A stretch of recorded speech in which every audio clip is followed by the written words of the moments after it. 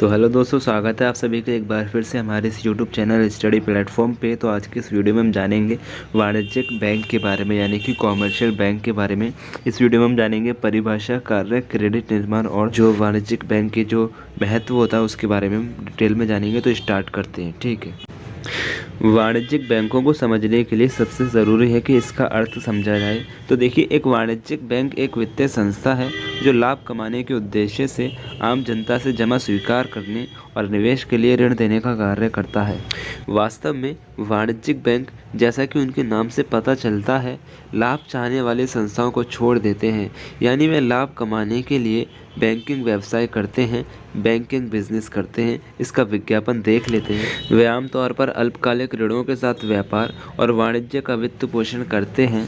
वे उधारकर्ताओं से उच्च ब्याज दर वसूलते हैं, लेकिन अपने जमाकर्ताओं को बहुत कम ब्याज दर का भुगतान करते हैं, जिसके परिणाम स्वरूप ब्याज की दो दरों के बीच का अंतर बैंकों के लाभ का मुख्य स्रोत बन जाता है। अधिकांश भारतीय संयुक्त स्टॉक बैंक वाणिज्यिक बैंक हैं, जैसे Punjab national bank, Allahabad bank, Canara bank, Andhra bank, bank of Baroda आदि। वाणिज्यिक बैंकों के कार्य। देखिए, स्टडी प्लेटफॉर्म को अभी तक सब्सक्राइब नहीं किया है तो तुरंत सब्सक्राइब कर लें, क्योंकि मेरा आपसे ये हमेशा से वादा रहा है कि स्टडी प्लेटफॉर्म आपके लिए मददगार साबित होगा। आपके ग्रेजुएशन, पोस्ट ग्रेजुएशन तक हमेशा मददगार साबित होता रहा है, होता रहेगा। देखिए, एक वाणिज्यिक बैंक की दो सबसे विशिष्ट विशेषताएं हैं: उधार लेना और उधार देना, यानी जमा की स्वीकृति, और ब्याज यानी लाभ अर्जित करने के लिए परियोजनाओं को धन उधार देना। संक्षेप में, बैंक उधार देने के लिए उधार लेते हैं। बैंकों द्वारा जमाकर्ताओं को दी जाने वाली ब्याज की दर को उधार दर कहा जाता है, जबकि जिस दर पर बैंक उधार देते हैं उसे उधार दर कहा जाता है। दरों के बीच के अंतर को स्प्रेड कहा जाता है, जिसे बैंकों द्वारा विनियोजित किया जाता है। ध्यान रहे, सभी वित्तीय संस्थाएं वाणिज्यिक बैंक नहीं हैं, क्योंकि केवल वे जो जमा स्वीकार करने और ऋण देने के दोहरे कार्य करते हैं उन्हें वाणिज्यिक बैंक कहा जाता है। उदाहरण के लिए, डाकघर बैंक नहीं है, क्योंकि वे ऋण नहीं देते हैं। वाणिज्यिक बैंकों के कार्यों को दो मुख्य श्रेणियों में वर्गीकृत किया जाता है: ए प्राथमिक कार्य और बी माध्यमिक कार्य। प्राथमिक कार्य। देखिए, प्राथमिक कार्य में क्या क्या टॉपिक आते हैं उनको जान लेते हैं। पहला टॉपिक है, ये जमा स्वीकार करता है। एक वाणिज्यिक बैंक चालू बचत और सावधि जमा के रूप में जमा स्वीकार करता है। यह व्यक्तियों, फर्मों के अधिशेष शेष को एकत्र करता है और वाणिज्यिक लेन देन की अस्थायी ज़रूरतों को पूरा करता है। इसलिए पहला काम जनता की बचत का संग्रह है। बैंक अपने ग्राहकों से जमा स्वीकार करके ऐसा करता है। जमा बैंक की जीवन रेखा है। जमा तीन प्रकार के होते हैं। पहला है चालू खाता जमा। इस तरह के जमा मांग पर देय होते हैं और इसलिए इन्हें मांग जमा कहा जाता है। इन्हें खाते में शेष राशि के आधार पर जमाकर्ताओं द्वारा कितनी भी बार निकाला जा सकता है। बैंक इन जमाओं पर कोई ब्याज नहीं देता है, लेकिन चेक की सुविधा प्रदान करता है। ये खाते आमतौर पर व्यापारियों और उद्योगपतियों द्वारा रखे जाते हैं, जो चेक के माध्यम से बड़ी मात्रा में व्यापार भुगतान प्राप्त करते हैं। दूसरा है सावधि जमा। सावधि जमा की परिपक्वता की एक निश्चित अवधि होती है और इसे सावधि जमा कहा जाता है। ये एक निश्चित अवधि के लिए जमा होते हैं, यानी कुछ दिनों से लेकर कुछ वर्षों तक की अवधि। ये ना तो मांग पर देय होते हैं और ना ही इन्हें चेक की सुविधा प्राप्त होती है। उन्हें निर्दिष्ट निश्चित अवधि की परिपक्वता के बाद ही वापस लिया जा सकता है। वे उच्च ब्याज दर लेते हैं। उन्हें धन आपूर्ति के हिस्से के रूप में नहीं माना जाता है। आवर्ती जमा, जिसमें एक सहमत राशि का नियमित जमा किया जाता है, वह भी सावधि जमा का एक रूप है।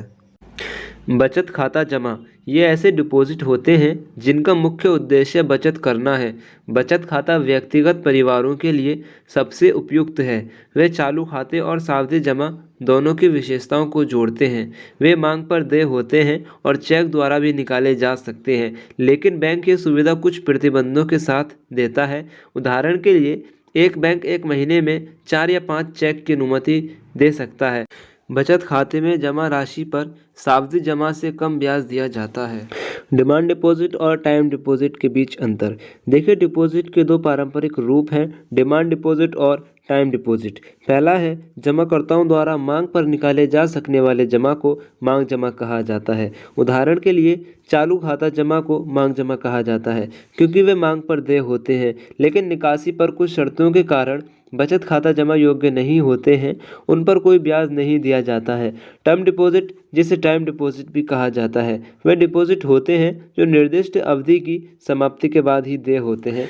सेकंड है डिमांड डिपॉजिट पर ब्याज नहीं लगता है, जबकि सावधि जमा पर ब्याज की निश्चित दर होती है। तीसरा है डिमांड डिपॉजिट अत्यधिक तरल है, जबकि सावधि जमा कम तरल है। चौथा है डिमांड डिपॉजिट चेकेबल डिपॉजिट है, जबकि सावधि डिपॉजिट नहीं है। यह ऋण और अग्रिम देता है।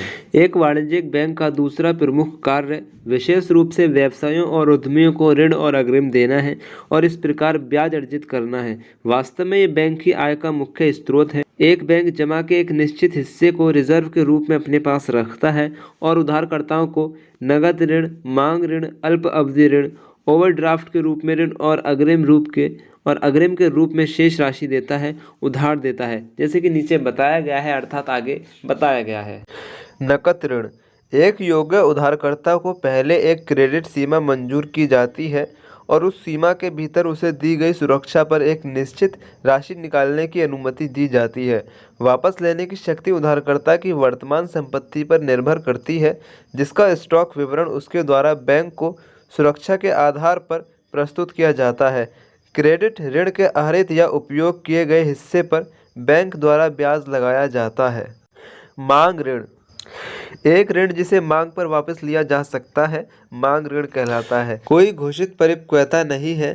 संपूर्ण ऋण राशि का भुगतान उधारकर्ता के ऋण खाते में जमा करके एक मुश्त किया जाता है।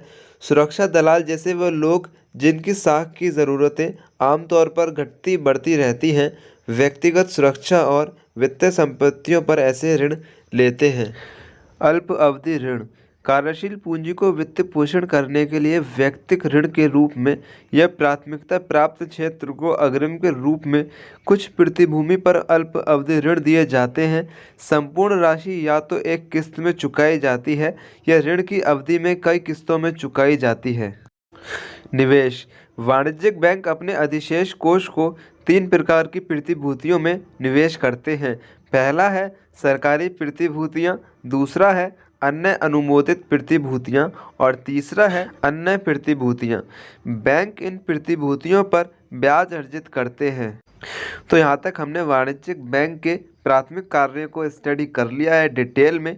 वीडियो पसंद आ रहा है तो वीडियो को लाइक कर दें, चैनल को सब्सक्राइब कर दें और आगे बढ़ते हैं वाणिज्यिक बैंक के माध्यमिक कार्य।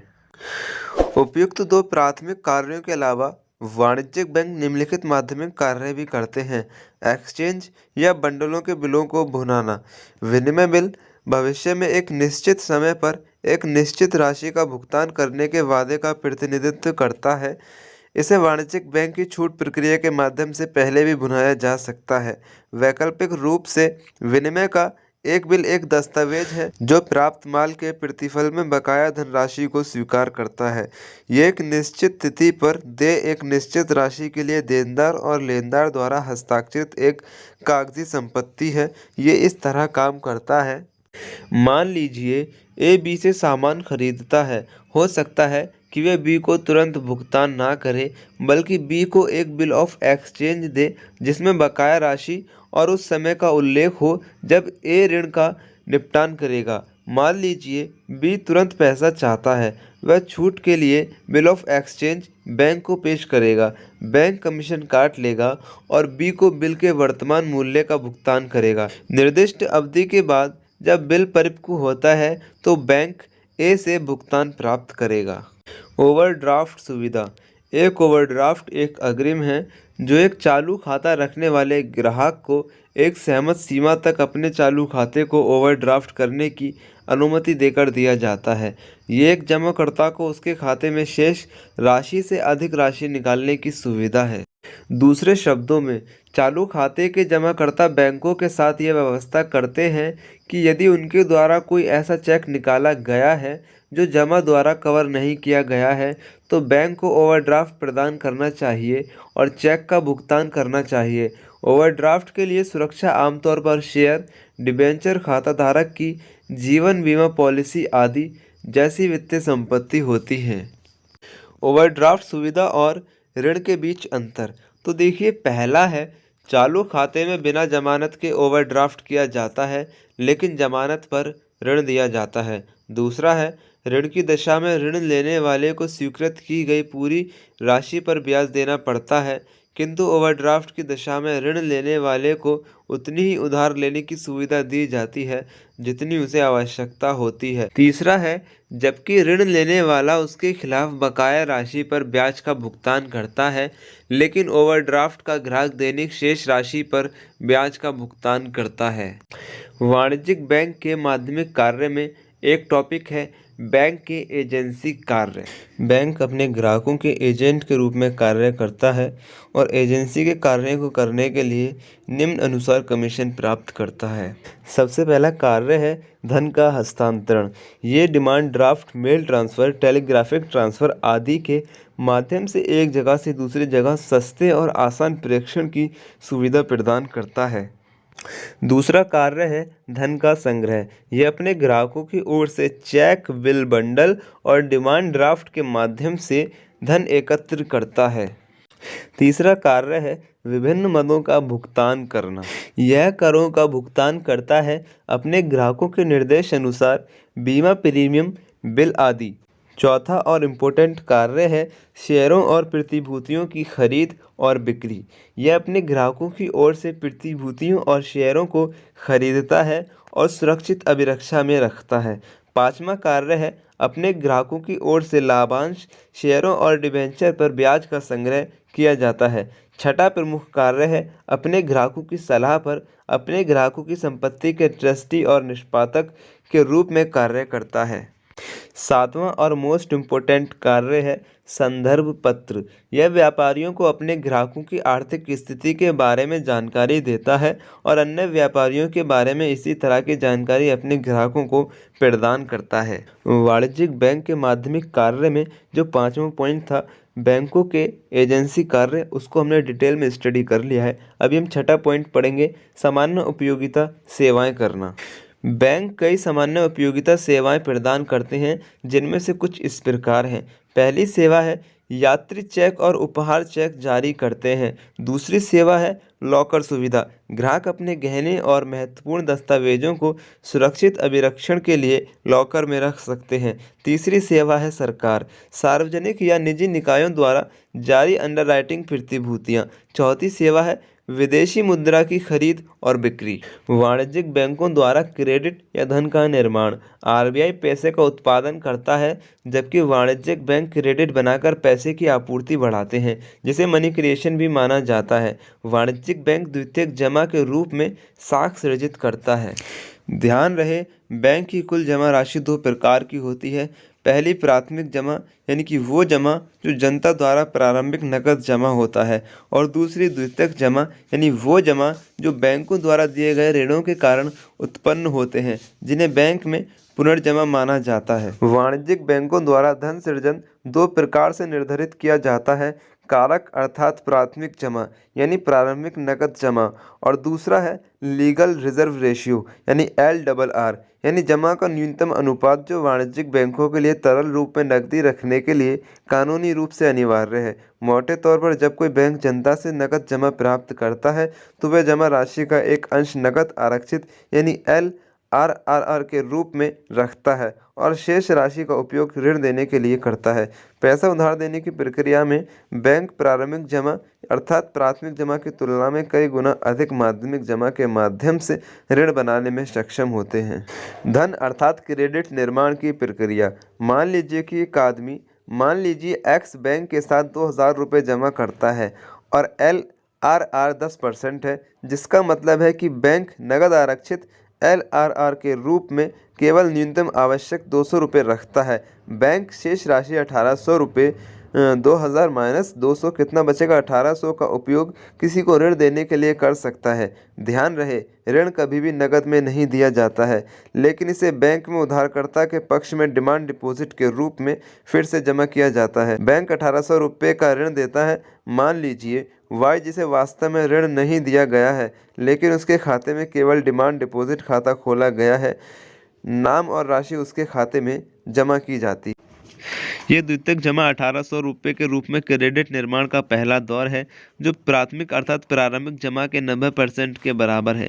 फिर से वही की जमा राशि का 10% यानी 180 रुपये बैंक द्वारा नकद आरक्षित LRR के रूप में रखा जाता है और शेष 120 रुपये 1800 में से 180 हटाएंगे तो बचेंगे 1620 रुपये को उन्नत किया जाता है, जिसे Z कहते हैं। बैंकों को रुपए की नई मांग जमा मिलती है 1620 रुपये। ये क्रेडिट निर्माण का दूसरा दौर है, जो 180 रुपये की वृद्धि के पहले दौर का 90% है। क्रेडिट निर्माण का तीसरा दौर 1620 रुपये के दूसरे दौर का 90% होगा। ये कहानी का अंत नहीं है।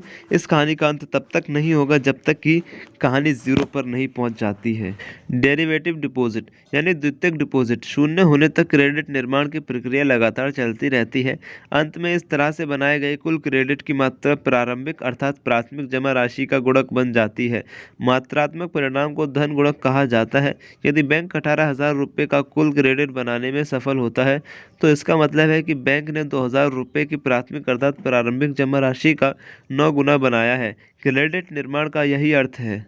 संक्षेप में, वाणिज्यिक बैंकों द्वारा धन का निर्माण पहला प्रारंभिक अर्थात प्राथमिक जमा राशि और दूसरा LRR द्वारा निर्धारित किया जाता है। गुणक को साख सृजन या धन गुणक कहा जाता है। प्रतीकात्मक रूप से कुल क्रेडिट निर्माण इजिकल टू प्रारंभिक जमा इंटू 1 LPR। पैसा गुणक, इसका अर्थ वह गुणक है जिससे आरंभिक अर्थात प्राथमिक जमा के कारण कुल जमा में वृद्धि होती है। मनी मल्टीप्लियर या क्रेडिट मल्टीप्लियर लीगल रिजर्व रेशियो यानी LRR का व्युत्क्रम है।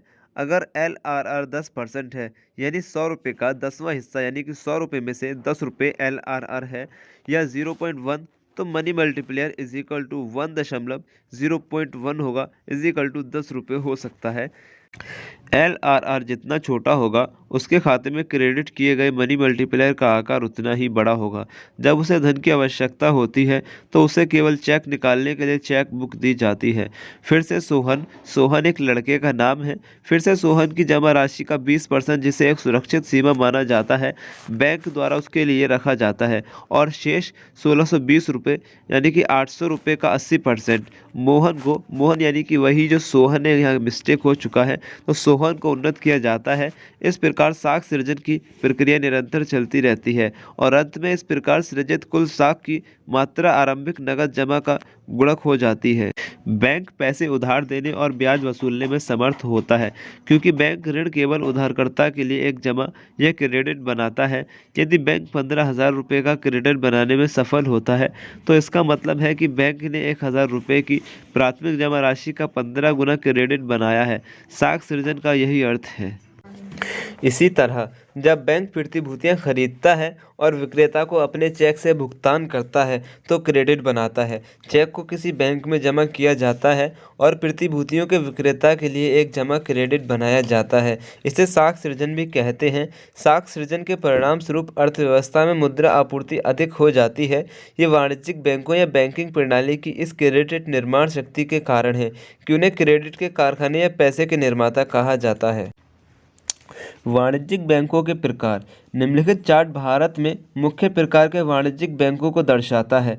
देखिए, कॉमर्शियल बैंक 2 प्रकार की होती हैं, शेड्यूल कॉमर्शियल बैंक और नॉन शेड्यूल कॉमर्शियल बैंक। इस वीडियो में हम शेड्यूल कॉमर्शियल बैंक के बारे में जानते हैं। तो शेड्यूल कॉमर्शियल बैंक के 3 सेक्टर होते हैं, public sector banks, private sector banks, foreign sector banks. Public sector banks में SBI एंड इट्स सब्सिडरीज आती हैं और अदर नेशनल बैंक्स आती हैं।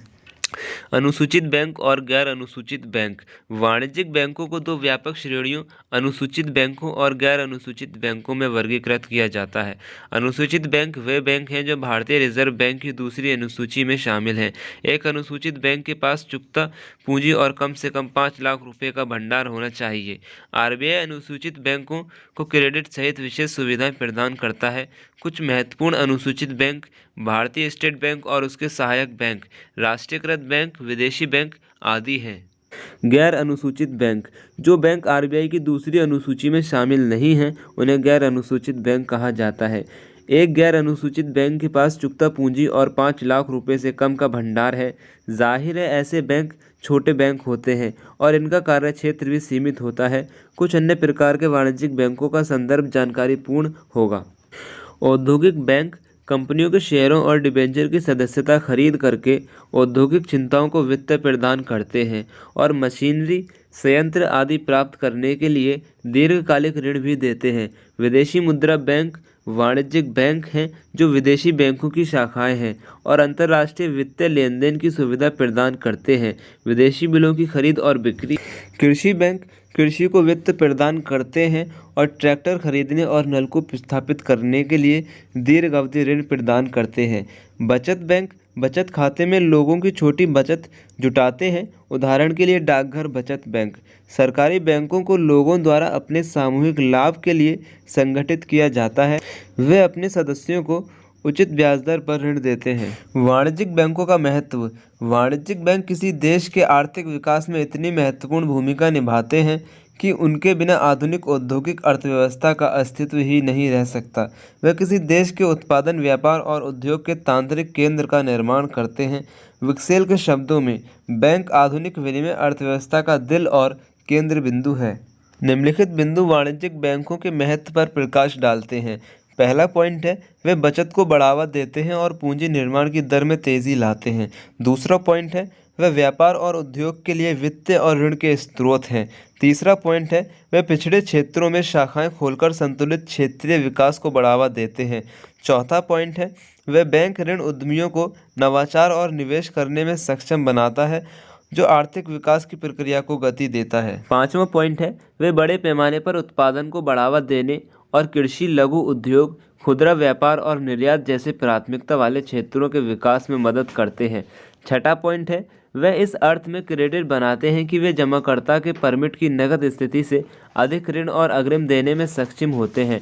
सातवां पॉइंट है वे वाणिज्य और उद्योग को अपने संचालन के क्षेत्र का विस्तार करने में मदद करते हैं। आठवां पॉइंट है इस प्रकार वे संसाधनों का इष्टतम उपयोग संभव बनाते हैं। तो यहाँ तक हमने कॉमर्शियल बैंक के सारे इंपॉर्टेंट क्वेश्चन डिटेल में स्टडी कर लिए हैं। तो स्टडी प्लेटफॉर्म को अभी तक सब्सक्राइब नहीं किया है तो तुरंत सब्सक्राइब कर लें, बेल आइकन को ऑन कर लें ताकि हमारी वीडियो की नोटिफिकेशन आपको सबसे पहले मिल जाए। ओके, बेस्ट ऑफ लक, अल्लाह हाफिज़।